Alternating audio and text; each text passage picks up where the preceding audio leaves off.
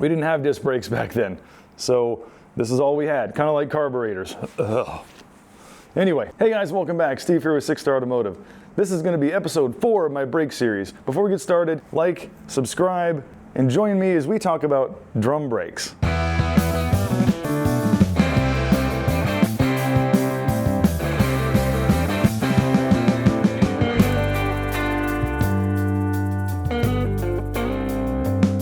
So this may seem really complicated, not all reality, it really is, but I'm going to try and break it down, make it make as much sense as possible, and show you the applications where this is actually still applicable today. So I remember the first time I saw one of these things, I was probably 5 or 6 years old, and I was sitting in the dirt next to one of my mom's friends, and he was disassembling brakes in the back of his truck, and he pulled that drum off, and I was just looking in there in awe, like, what is going on with all that? There's no way I could get that apart and back together in one piece. When I saw that, and I saw him just grabbing stuff and springs and junk and making it all, and then boing, and he puts it all back together, and I was just dumbfounded, seeing the complexity that was involved in something that was seemingly so simple. So drum brakes have been around since cars have been around.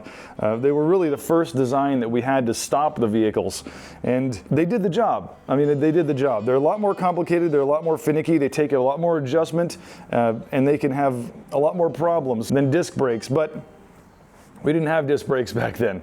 So this is all we had, kind of like carburetors. Ugh. Anyway, so what is all this stuff and how does it work? So the majority of drum brake setups still work off of hydraulics. This blue piece right here is called the wheel cylinder. Inside of it there are 2 pistons that get pushed out with hydraulic pressure that engage little pins that push on the shoes. The shoes then get pushed outward toward the drum. The inside of this drum is going to be the contact surface. On the outside of the brake shoe there's a lining of friction material that engages with the inside of the drum. That friction is what slows down the vehicle. All the other bits and pieces in here are designed to aid in the release of that mechanism after it's been applied. So there's a main stud up here, and this guy is the fulcrum of how everything works. So let's say the front of the vehicle is this way and the back of the vehicle is that way.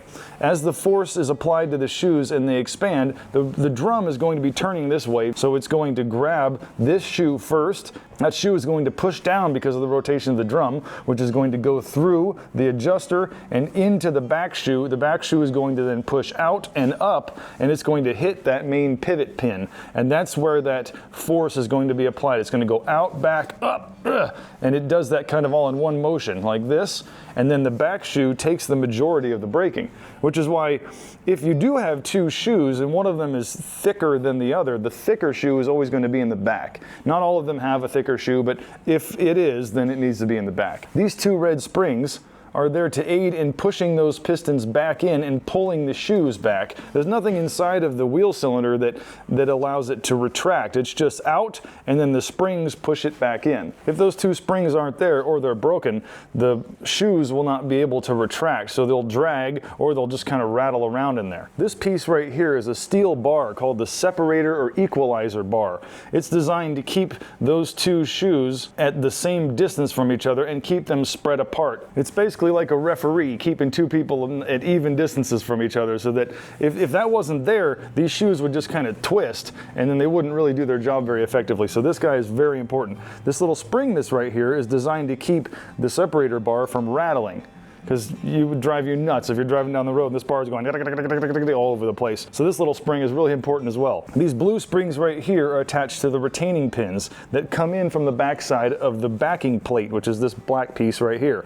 The pin goes in through the backing plate, through this disc, the spring, the second disc, and locks in so that this shoe gets pulled back toward the backing plate and stays there. Otherwise it could rock and wobble this way, and that's not any good for brakes. You're probably wondering what this long string business is too. So before we get to that, The last piece down here is called the adjuster. So what this piece does, you can't really see it, but there's a wheel on this side that has a screw, and this piece here is threaded. So that screw piece will actually, as you unscrew it, it becomes longer, and as you screw it in, it becomes shorter. That's what allows for that fine adjustment to get the shoe's diameter to be just smaller than the drum itself and be able to adjust it. Because what happens is when you activate the brakes, if there's too much movement before it activates, it will grab and you'll get that kind of jerky brake feeling. So you need it to kind of almost always be just barely touching all the time, so when it does apply the force, it isn't so sudden and grabby. It's just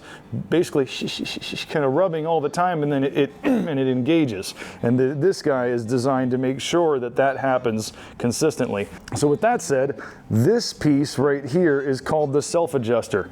What it does is it activates this little wheel right here, and every time you go backwards, it pulls the brakes the other direction, which lifts this bar, clicks over to the next tooth on that wheel, and then when you go the other direction, it rocks it down a little bit. So it's constantly, when necessary, ratcheting the brakes a little bit bigger in order for them to maintain that adjustment and not be too loose.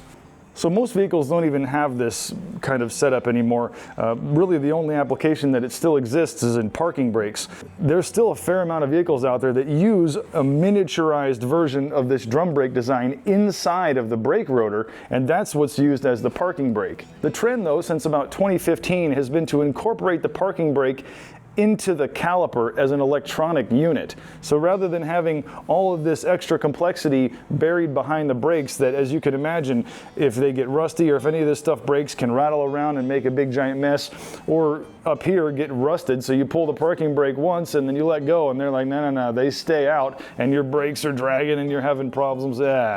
Forget, I mean, it was great, again, just like before, it did the job, but we've kind of moved beyond that. And the electronic parking brakes have just been unbelievably reliable. All right, guys, that's it. That's my brake series. If you have any questions, leave them in the comments below. As you can probably see, I've got a lot more videos out there. I've got a really cool one coming next week about aftermarket warranties. So watch out for that one. Anyway, have a good one, guys. Thanks again for watching. And remember, you can come by and experience the 6-star difference for yourself.